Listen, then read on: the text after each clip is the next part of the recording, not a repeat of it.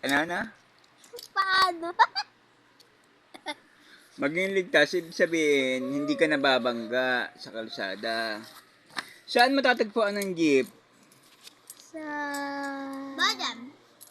Wala sa bahay, no? Sa National Road. Yung pinuntahan natin bago pumunta ng McDo. Pupunta ulit tayo doon. Doon. Bakit doon siya nandun yung jeep? Yung mga malalaking sasakyan. Bakit nandun?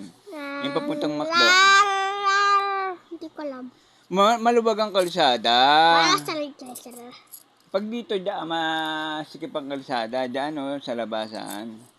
Saka maraming masasagasaan dyan. O bakit walang jeep dyan sa labasan natin? Maraming masasagasaan. Saan? Doon sa labas, kapag dilagay mo dyan yung mga truck saka jeep, dyan dumaan lahat ng mga truck, masasagasaan lahat ng tao. Bakit? Eh, ang lalaki nun jeep, saka bus, pag dyan dumaan.